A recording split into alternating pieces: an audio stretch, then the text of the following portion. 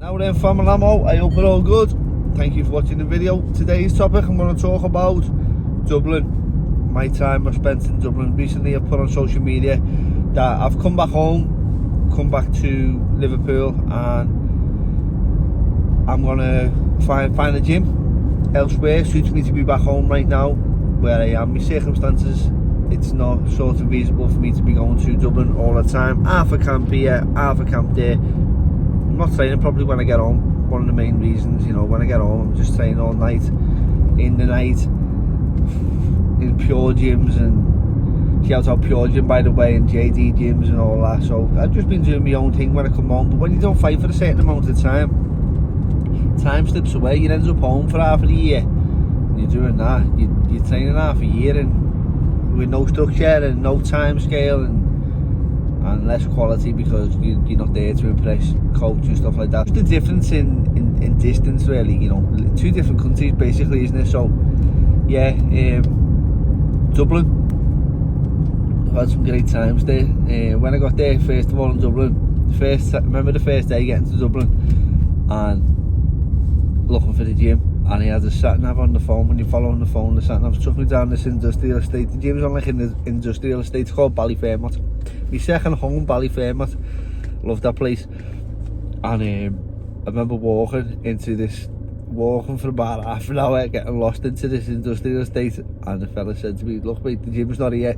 You fighters better fuck off. You always come here." There must have been in our place, I don't know, or the postcode takes you there, but apparently there's always fighters turning up at this garage looking for the gym. But first thing I noticed about getting to Dublin and Ballyfermot, these horses. We don't have horses in England, do we? So just roaming the streets, or what are they called? They have it, is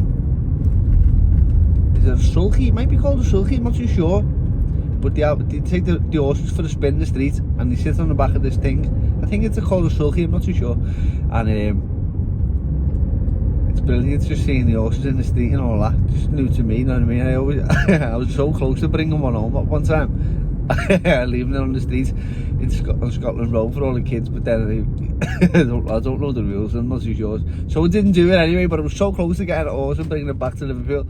And the people in the gym, the Coliseum gym it was, the Coliseum gym, that's my gym currently, isn't it? But I'm talking about the Coliseum, the people, Jade on the desk, Fergie, all the people who own the gym, good people. Even in the gym, every day we go in the gym, and I built relationships with people in the gym, just people who were also there to train, or people who were there to do PTs. Met some proper good people, and you know, you call them friends now, but when I've been there all the time, when I've been there, training camps or just training, I think it's sad that I'm never gonna be here forever. These people are on like it's a short term thing, because I know one day I won't be here forever. I don't live here, and sort of that day is come. I will go over and see them again, but it's sad really, because you build relationships, and these people in the gym, good people, really good people, welcome me. Dublin people, I've never met people like Dublin people apart from Scousers, and we get a bit of a bad reputation in England, Scousers. We've always got this thing against us. We have a chip on our shoulder, don't we, sometimes, but we always have this thing against us, like, cover your pockets, is the Scousers, robbers and all that. I've never seen that from Scousers people I know, but I see it from the outside. When I was a kid and started travelling, fighting for England, that would always be the joke, you know what I mean? Watch the Scousers, they'll rob you and all that, and I used to think, what are you on about? I've never seen it. but that's what how people see Scousers, innit? But Scousers are so like homely and warming to outsiders, and anyone who's been here will tell you that from the inside it's totally different to what you see on the outside. And Dublin people are the same. There's so many people in Dublin who I don't know them, by the way, who I've not known them. People who we have known, and there's people who have not known, have said, come and stay in my house while you're here, and you think, why would you even come and stay in my house, you know what I mean? Imagine taking them up on that, and they would let you. They're not bluffing, they're genuinely offering a room, and that's what people are like in Dublin. So what a fantastic time there. I've met some great people. I don't regret 1 second. If anything, it's just benefited my life so much, and training with Peter Taylor as well.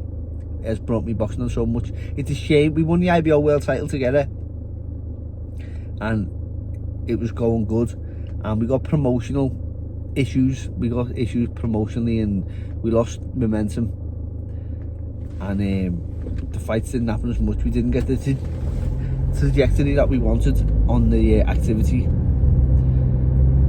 and I think that's played a massive role in my decision to come back home and get something closer to home. But when we lost that fight together, we lost the IBO title together, the last fight we had, which is 8 months now. We've still been working hard all the time, but it's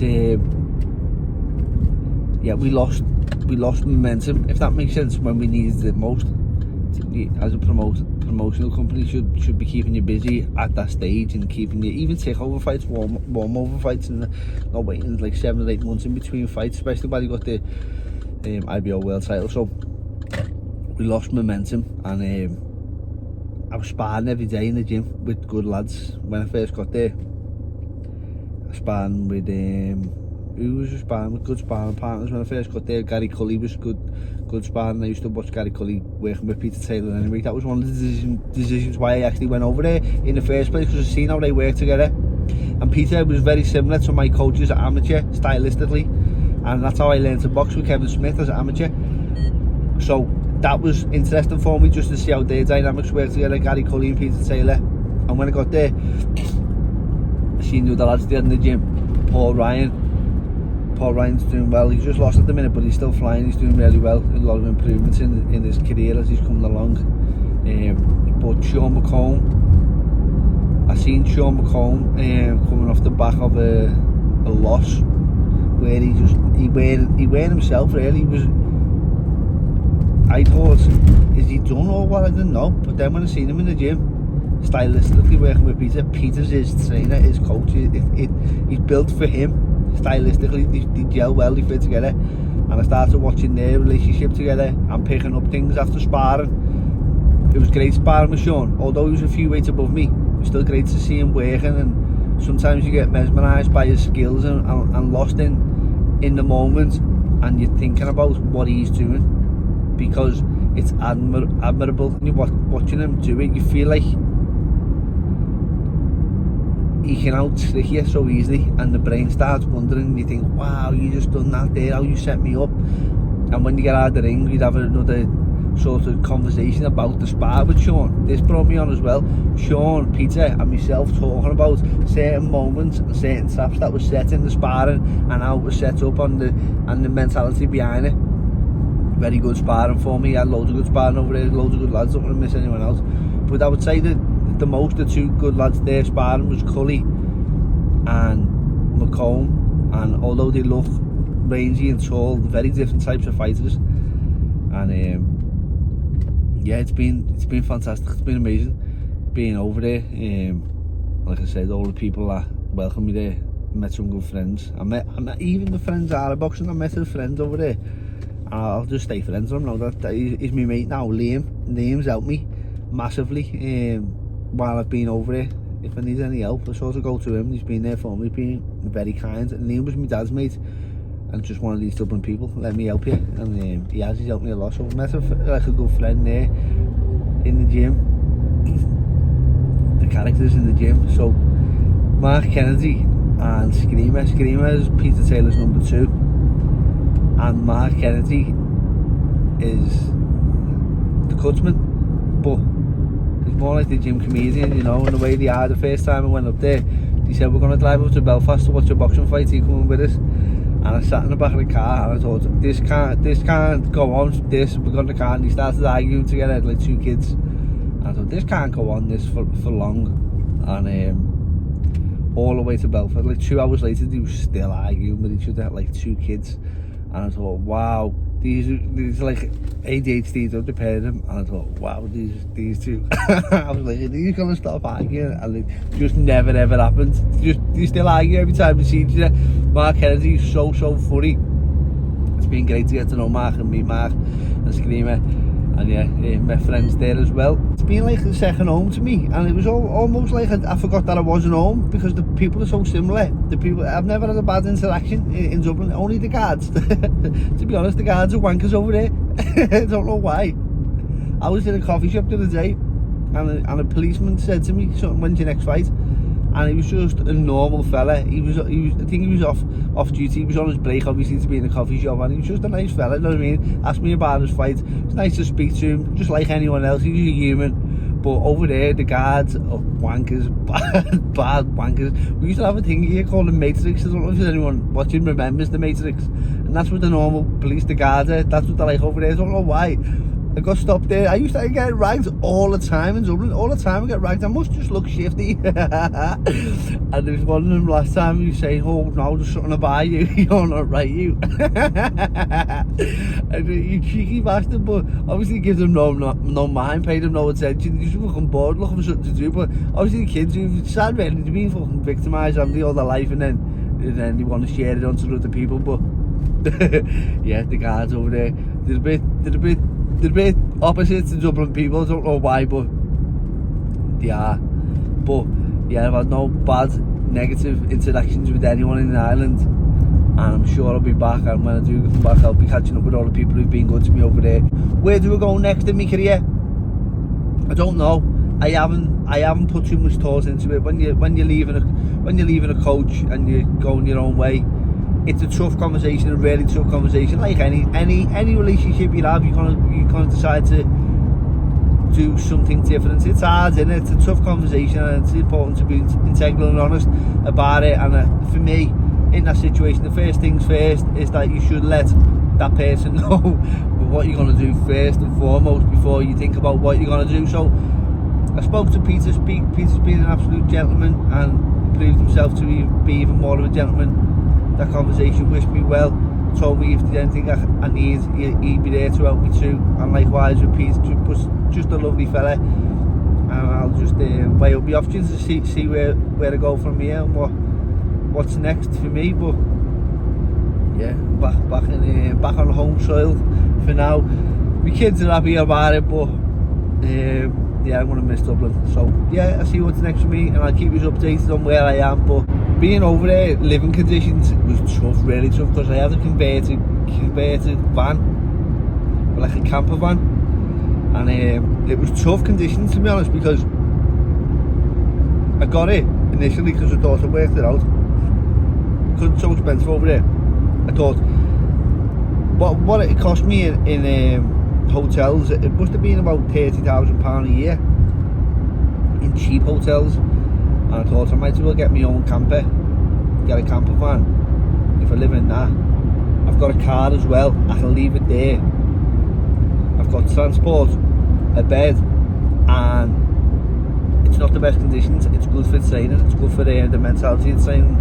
And by the time you've finished your camp, you're quite feral and you just want to fight. When you're isolated from society for so long, I don't know if anyone's seen the film Taxi Driver, you become a bit recluse and you become quite aggressive. So it's a good thing to be quite reclusive in camp and all that, and it makes you want to fight. It makes you quite feral. So that was one of the ideas behind the van and all that. But it was tough to live in a van. I used to get a hotel just for recovery for the end of camps, and it didn't really work at the end because I was so used to the van, getting in a hotel and all that. It was just odd because I was like, I really was feral. I was going to the gym for the shower and just living wild, and then when I was coming home, it was a total contrast coming home, and it's like a lovely family and blessed with anything I need.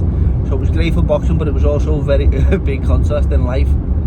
And going from my family just to train in the gym on a normal day without being in camp and not having to get used to it was mad, really mad, because one minute you're getting your head down in your own bed, you're sleeping at home in your own house and all that, and the next minute you're in the back of a van and it's freezing cold and and like you become quite aggressive. You really do. You become quite aggressive and you're trying to not be that person, aggressive and stuff like that. That's what I found in the van anyway. So it's a bit of a relief not to no, I'm not going to be doing that in the camper van. I'll keep the van. Maybe I'll use it sometimes. I'll just go in it sometimes, just to go and train in camp and like just to let me know I still got it mentally. I like to challenge myself sometimes and that, but who knows, that's just my thoughts on it. Every fight is different. A lot of people used to say to me over there, Mark and Skarima used to say, what are you fucking doing in that van? Even Mark would offer me a place in his house, come and stay in my house and all that, and I'd say, no Mark, I know what I'm doing. Leave me be. But yeah, that was my thought. So that's one of the things, you know, I'm not gonna miss that van. I get my own bed and my own, and even coming down to like making way to the end of camp and all that, it's a bit mad because in the van it's just like it's just wild living, you know what I mean? It's freezing cold and all that, and it's unsettling. Little noises wake you up and stuff like that. One night I was in the car park and you hear bang bang bang, and I thought someone was running up the car park smashing windows for a laugh. That's what I thought it was. So I went to the front, grabbed my hammer and went to the front, and don't come near my window, I'm gonna smash your head in. and when I looked out the window, there was no one there, and I thought I couldn't have been dreaming then. And then when I looked in the mirror behind the van, the car in the car park was it was on fire. The car was blown up, it was exploding. It must have been the petrol or something banging, blowing up, or the glass, I don't know what it was. The car was on fire, and even the car next to it, caught on fire. But what I was thinking, fucking hell, if I just parked 10 metres away in that speck over there, I'd have been on fire in this van. Imagine that. Oh, it's fucking hot in here. Don't know why it's so hot in here. Next minute you're like the boiling frog in the water. Half of your time spent away in your bed, just still doing what you've got to do. Not one complaint, you know. Like not ever, not never once. Like, what are you doing? Why are you doing it? When are you coming home? Not even like one, not once. You know what I mean? You think, fucking hell, wow. Don't know if she does it, but yeah, very grateful to her. Even me family, like my man and dad, nothing but support. My kids, even my kids, obviously they miss you. They don't even say to me like, what are you why are you doing it, Dad? I don't want you to go there. They just see the disappointment in the face, you know what I mean?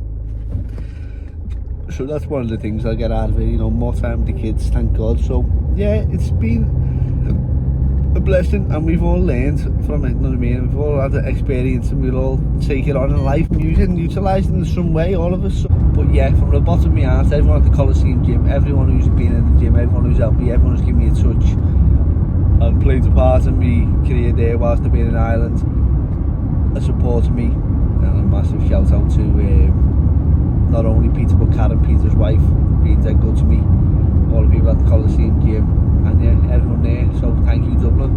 So that was my video about my time in Dublin. It's been 2 brilliant years. I've enjoyed every single second of it. I don't regret 1 second of it. I loved it, every single minute of it. So yeah, thank you everyone for watching the video. Please like and subscribe and leave a comment. Wrong comments only, by the way, because they're well funnier.